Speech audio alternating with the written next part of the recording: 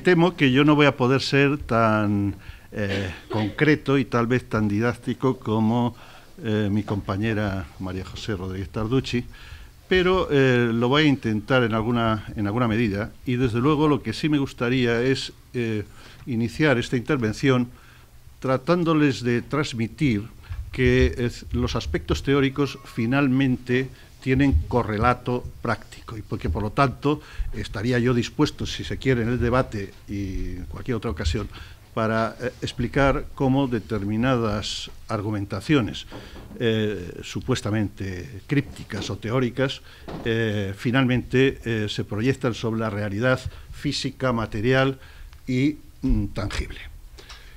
Dicho eso, me permitirán ustedes que empiece precisamente por dar el resumen o la tesis final de mi aportación en estos encuentros. Sería, de alguna manera lo anticipa el propio título de la ponencia, que se llama Paisaje urbano y calidad de vida. ¿Cuál sería la tesis? La tesis es que el paisaje urbano es mucho más importante de lo que pensamos en la calidad de vida de los ciudadanos, y que los ciudadanos que sienten poseer calidad de vida en su ciudad se comportan de manera cívica, lo cual es, como diría el castizo, no es moco de pavo. Por tanto, ojo, porque la cuestión puede parecer demasiado evanescente en principio, formulada con un título como el que le hemos dado a la intervención. Pero los hechos son finalmente los hechos, como veremos. Bien, esto es una especie de prólogo o introito. Vamos a entrar en la ponencia propiamente dicha.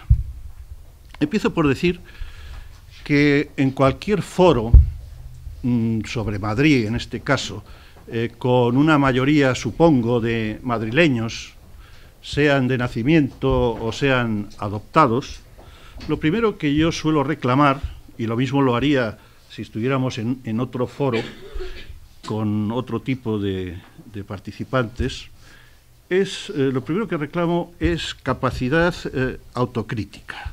Es decir, que no caigamos en lo que yo denomino el síndrome localista hispano, que quiere decir, más o menos, que todos queremos tener una identidad superlativa y que nos inhabilita para precisamente observar analíticamente los aspectos menos agraciados de la realidad que nos rodea.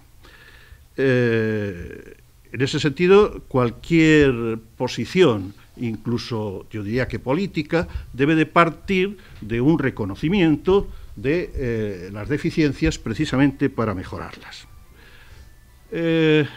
Añadiré que, por otra parte, probablemente lo mejor de Madrid es su sociedad. Es decir, creo que hay un positivismo social en Madrid que se manifiesta con una cierta discreción.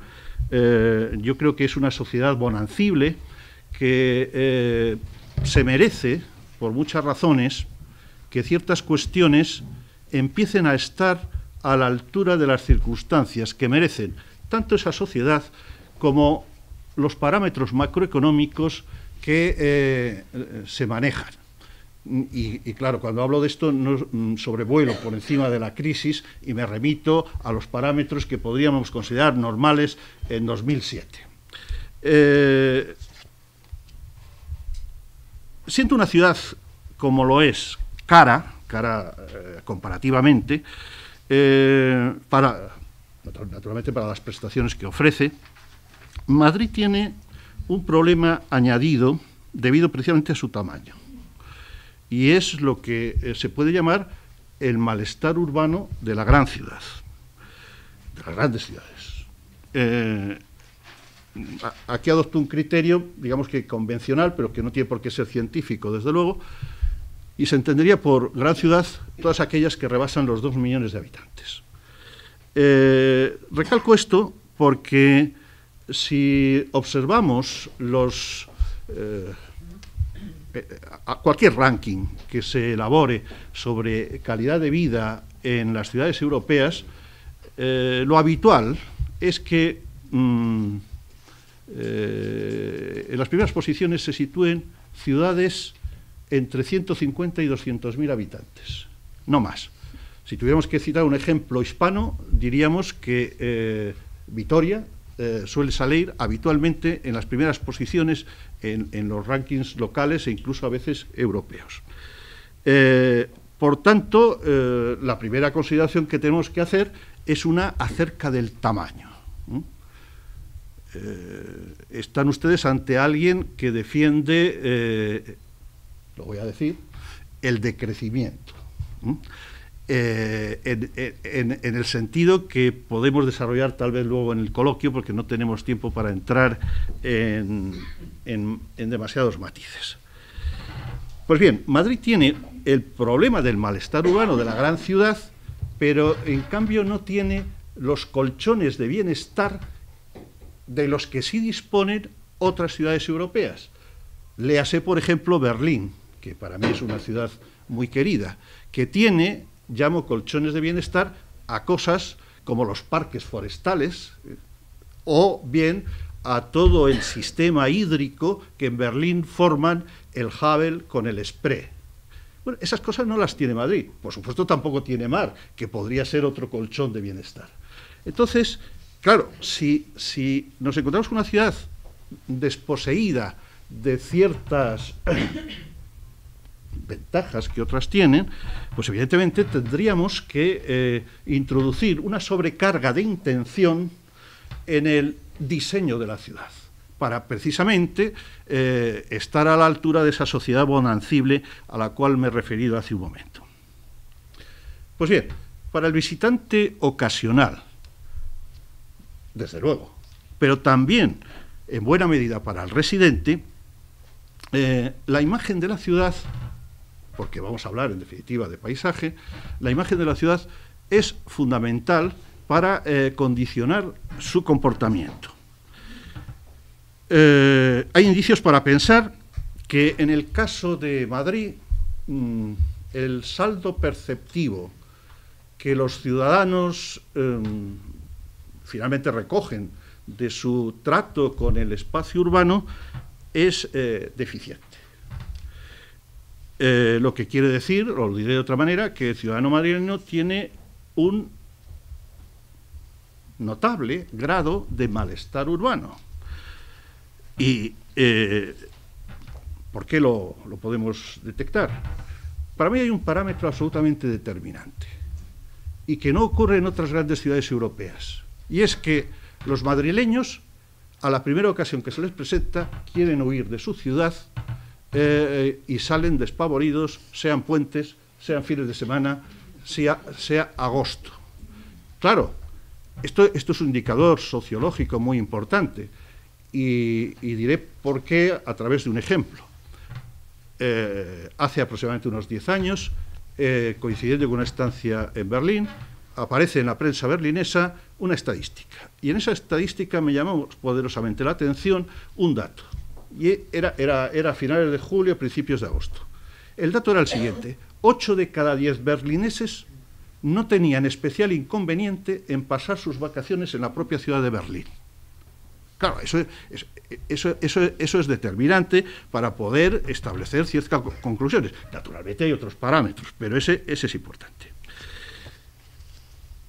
Bien, la ciudad, en tanto sistema complejo, tiene, como sabemos, que incorporar actividades y comportamientos no fácilmente compatibles. No fácilmente compatibles. Y aquí hablo tanto de lo que podríamos denominar las conductas regladas por lo que antaño se llamaba precisamente urbanidad, no lo olvidemos, como las conductas no regladas, incluidas todas esas que tienen que ver con aquello que algunos personajes de los años 60 denominaban la teoría de la deriva.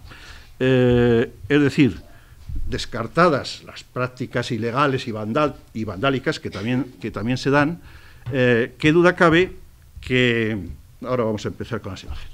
Qué duda cabe que una ciudad tiene que permitir el deambuleo errático, tiene que permitir el flaner, por emplear una expresión bodeleriana, etc. No podemos pensar, y en eso un poco creo estar de acuerdo con María José, ante un reglamentismo que incluso condicione los modos de usar la ciudad. Pero claro, he dicho, ojo, mientras no sean ilegales o vandálicos. Y aquí cobra sentido la primera imagen que tenemos en pantalla, porque sobre esto se están generando equívocos bastante perversos. El grafito de embadurnamiento de las fachadas, no dudo en calificarlo una práctica incívica. Y hay otra, pero a la vez también digo, otra cosa bien distinta es el muralismo urbano, pero eso es otra cosa, ¿eh? Y no por cuestiones artísticas, sino precisamente por los mecanismos de procedimiento por los que se llega a una acción y a otra. Bien. Hablemos, por tanto, un poco de bienestar urbano.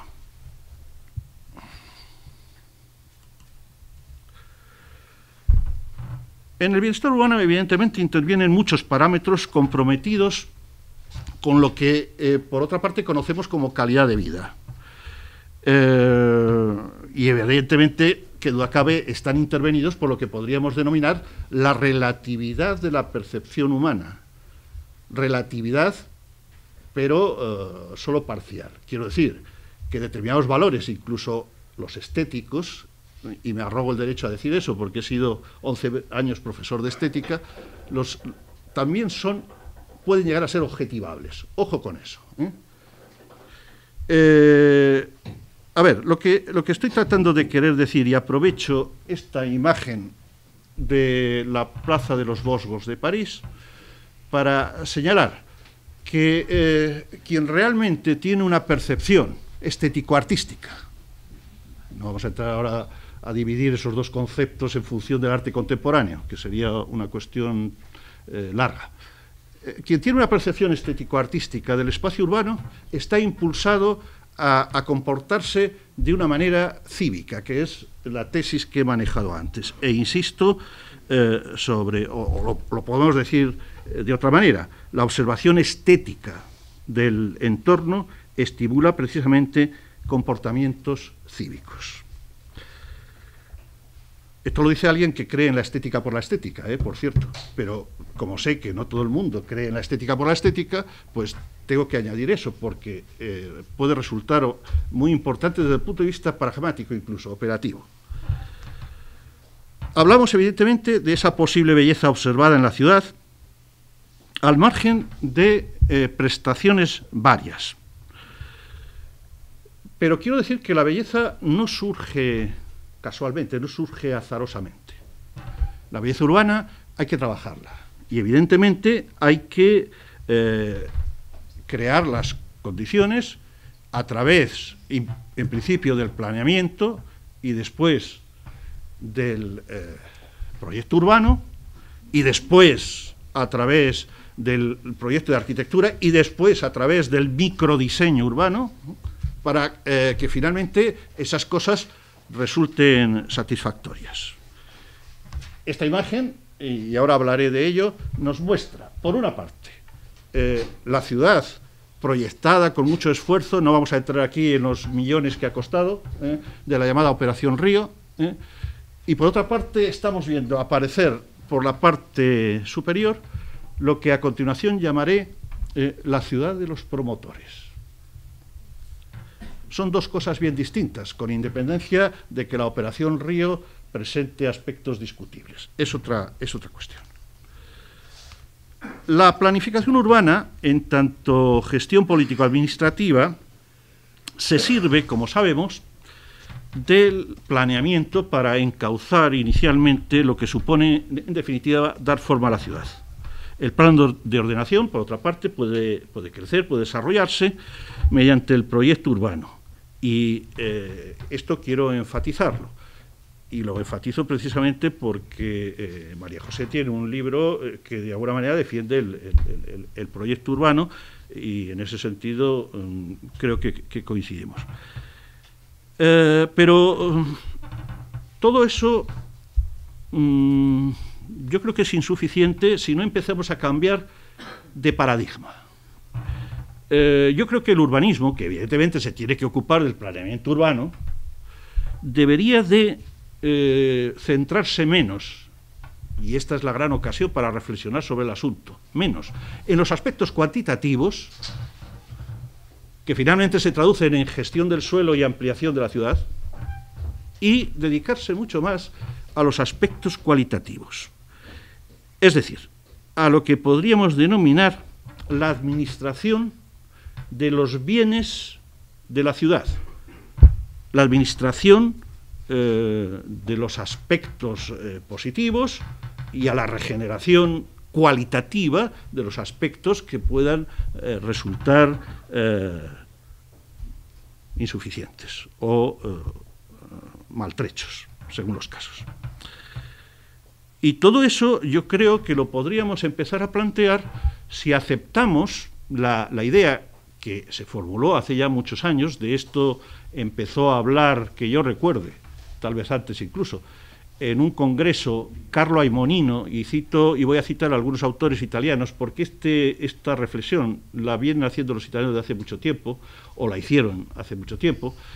Carlo Aimonino, en un congreso que se celebró en Santiago de Compostela en 1975. Y ya hablaba entonces él de la ciudad que evidentemente se desarrolla, pero no tiene por qué crecer. El desarrollo dentro de los límites.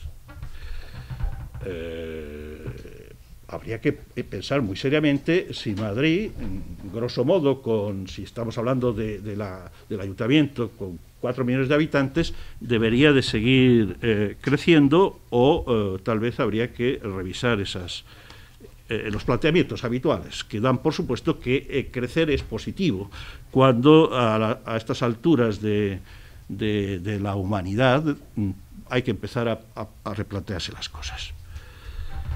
La ciudad de los promotores es, diría yo, esa especie de etéreo concepto que ha justificado muchas barbaridades.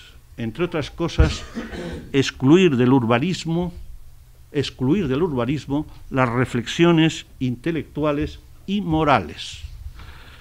Y cuando digo intelectuales me estoy refiriendo a ciertos personajes muy llamativos, incluso dentro del mundo de la arquitectura de relumbrón o de los arquitectos estrellas, a los cuales yo los llamo desideólogos, como por ejemplo es el caso de Rem Koolhaas, que evidentemente ha destacado entre un grupo de gente que ha eludido el compromiso que supone abogar por una ciudad sometida al control público, o al control administrativo, o al control ciudadano a través de los órganos de poder, en definitiva.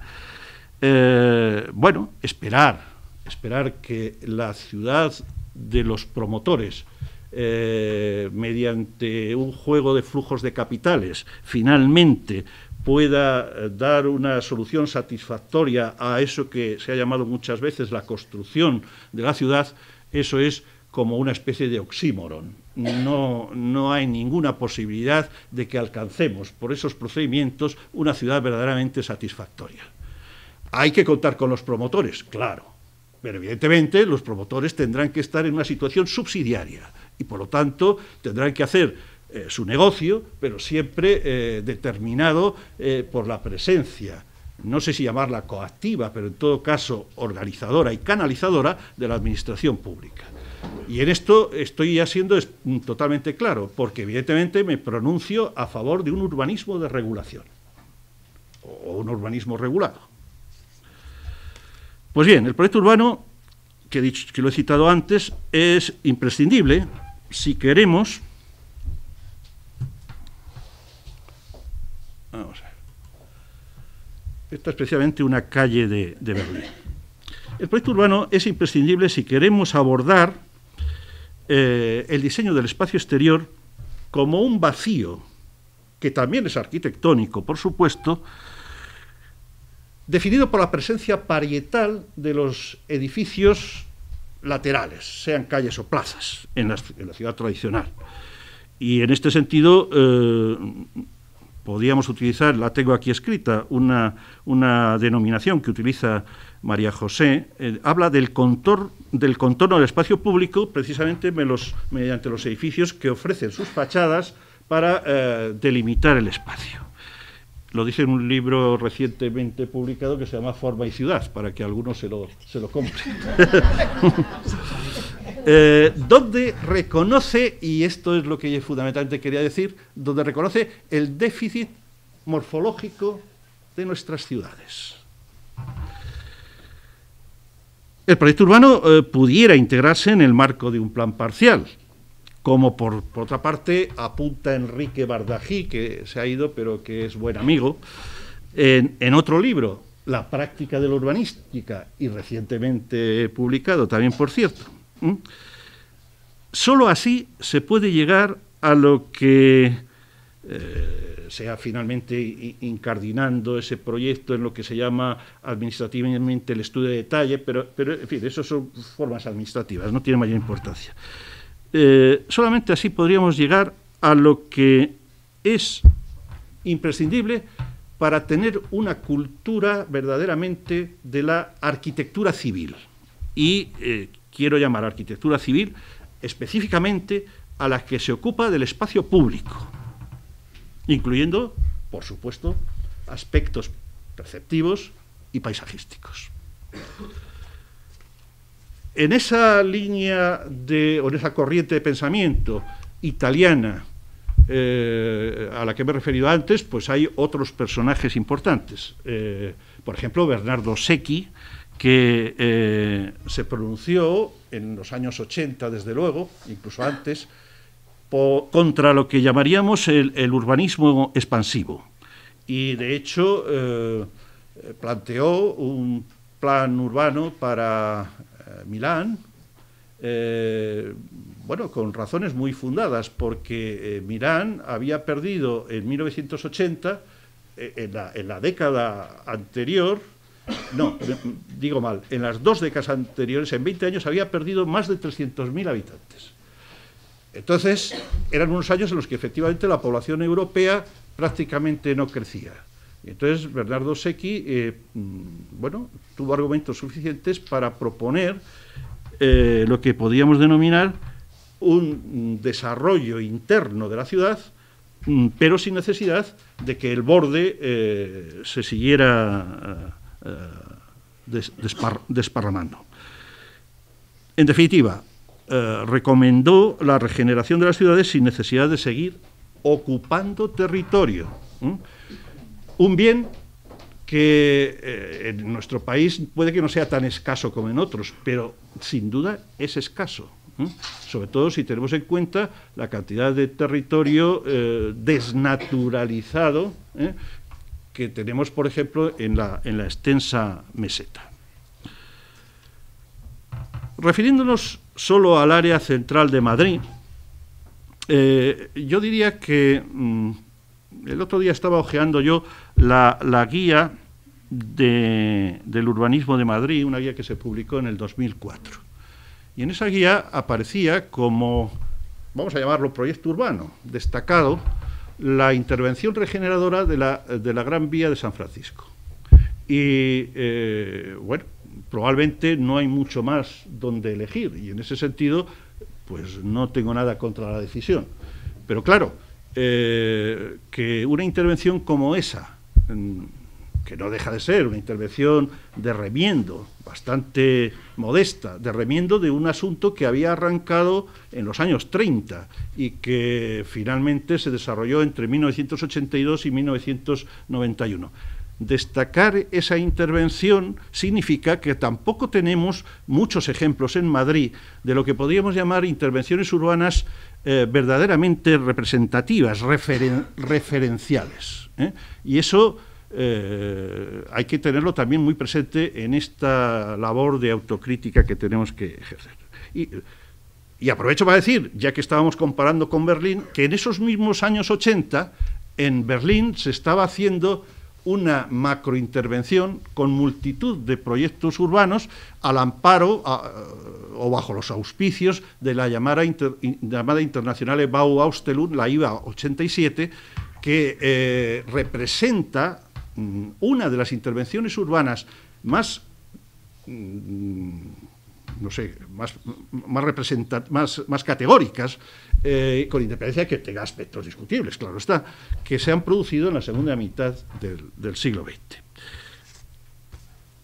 Bien,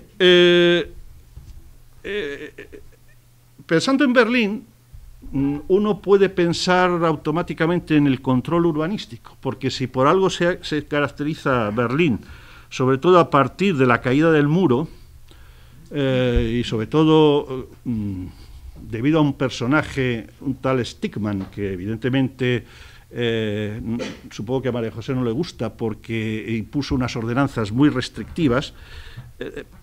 Lo que quiero decir es que, pensando en Berlín, automáticamente me surge la cuestión del control urbanístico. En cierta ocasión, y corría el 2006, Oriol Bohigas, un personaje muy importante en Barcelona, es un hombre que está en torno a los 85 años, digamos que ya está fuera de juego, pero que ha seguido polemizando hasta tiempo muy reciente, al ser preguntado por Madrid, llega a decir lo siguiente, textualmente: el problema de Madrid siempre ha sido su descontrol urbanístico. Afirmación que hay que tener en cuenta, y esto a pesar de que Oriol Bohigas lo diga con esa suficiencia catalanista que todos le hemos conocido. El motivo, según él, era precisamente la falta de un, vamos a llamarlo, arquitecto intendente, lo que precisamente era Stickman en Berlín y lo que él mismo había sido en Barcelona, efectivamente. Por esas mismas fechas, por cierto, refiriéndose, se supone, al urbanismo general del país, el entonces secretario de Planificación de la Generalitat de Cataluña, por cierto, un tocayo del anterior, pero en este caso apellidado Nelo, afirmaba en un artículo del diario El País: el problema de fondo no es otro que la debilidad de los instrumentos y las políticas públicas para ordenar, domeñar y corregir la evolución del proceso urbanizador en beneficio de la colectividad. Esto lo decía en el 2006, es decir, un año antes de estallar la crisis. Por lo tanto, hay que contextualizarlo. Bueno, vamos a tratar de descender a algunas concreciones para que esto no resulte bastante aburrido.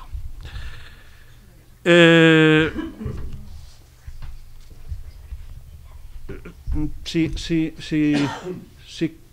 comparamos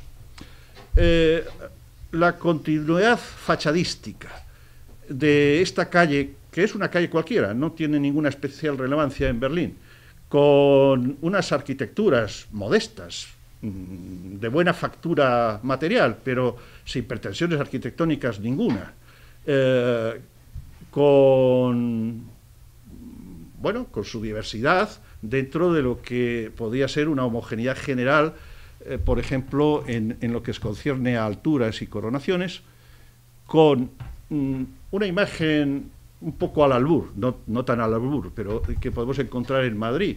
En este caso estamos viendo la calle José Abascal, concretamente el número 43, el edificio central. Vemos que en Madrid, y no estoy buscando ejemplos periféricos, ni marginales, ni nada, se suele caracterizar por tener opciones arquitectónicas muy diversas en una relación de yuxtaposición que muchas veces puede ser muy conflictiva. Si ven ustedes esos tres edificios, evidentemente el más antiguo es el de la derecha. Alguien pudiera pensar que el más reciente es el que está totalmente a la izquierda, pero no, ese es un edificio de los años 70, y el más contemporáneo es el central, que es una arquitectura, digamos que discreta, sin pretensiones, pero de una extraordinaria dignidad, y que daría muy buena respuesta a ciertos problemas de contextualización en un nivel que yo reconozco que puede ser incluso notable, sin necesidad de hacer aspavientos ni arquitecturas excitantes ni sobreproyectadas. Bien. A ver. Pero entremos verdaderamente en concreciones. Tomemos, por ejemplo, un tramo de una calle en una zona, tal vez no sea de las mejores de Madrid, pero bueno, es una zona de cierta calidad. Me estoy refiriendo al tramo de Bravo Murillo que hay entre Canal y la Glorieta de Quevedo. Ahí nos encontramos con imágenes como esta, que demuestran evidentemente una laxitud en el tratamiento de la... No, pero esto yo no lo he elegido con mala intención. Quiero decir que esto...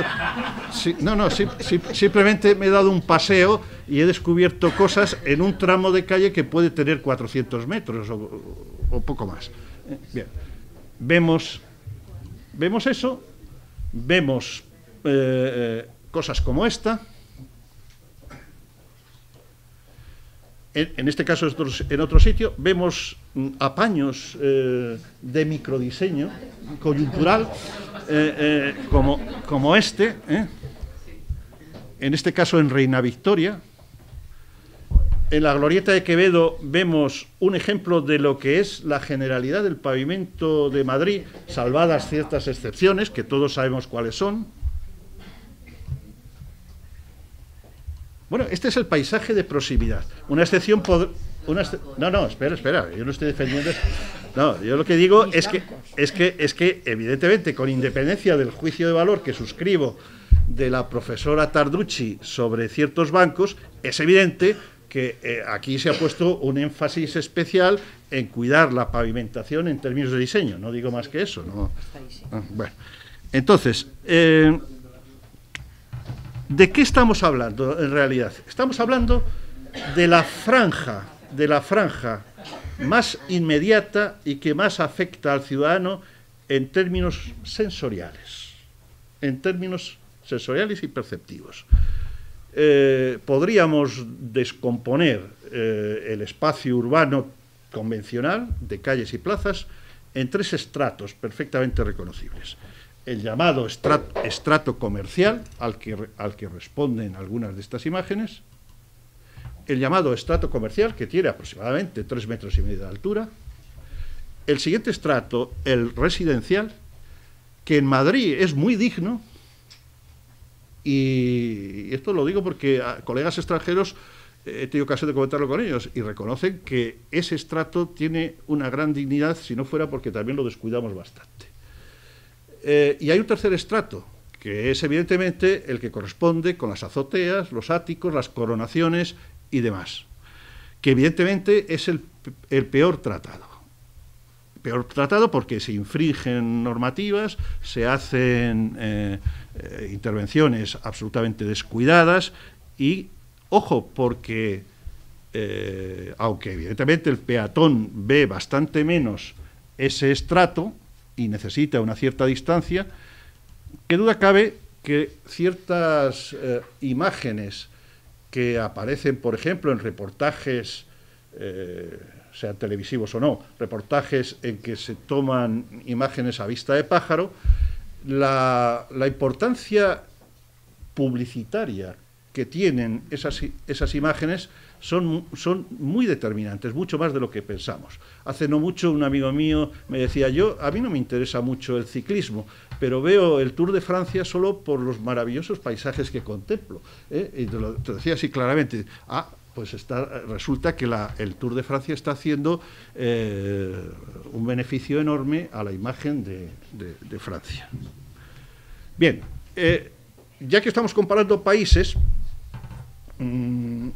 esto es bueno, pues como veis, la sede de una inmobiliaria y normal y corriente, en Argüelles, es decir, un barrio notable de Madrid. Espero que les vaya bien. Pero claro, aquí les muestro a ustedes cómo son, por ejemplo, las agencias inmobiliarias en una ciudad francesa cualquiera. Tengo unas cuantas fotos, pero ahora no las voy a poner. Bien, creo que no hace falta establecer comentarios. Este tipo de tratamientos de la imagen finalmente genera mucho más malestar urbano de lo que la mayoría de la gente cree, e incluso mucho más malestar urbano de lo que muchos profesionales creen. No sé cuánto tiempo. ¿Cuánto queda, David? Bien, yo creo que... ¿Vamos bien? Sí, está siendo muy interesante. ¿No? Que consideres... Bien. He dicho antes, y lo sostengo, que el segundo estrato, es decir, dentro de lo que podríamos denominar la vieja composición tripartita, el cuerpo basamental está afectado por eso que hemos llamado la franja comercial. Y luego viene el tramo de mayor altura, que normalmente en Madrid pues, puede tener 4, 5, 6 plantas, y que tiene bueno, una prestancia mucho mayor de lo que a veces pensamos. Y merecería el respeto suficiente como para que tanto el estrato superior como el estrato inferior los trabajáramos en consonancia con la calidad que puede tener ese.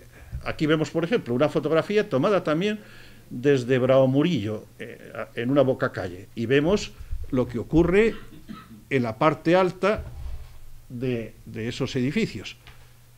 Estamos hablando de edificios de clase media e incluso a veces más.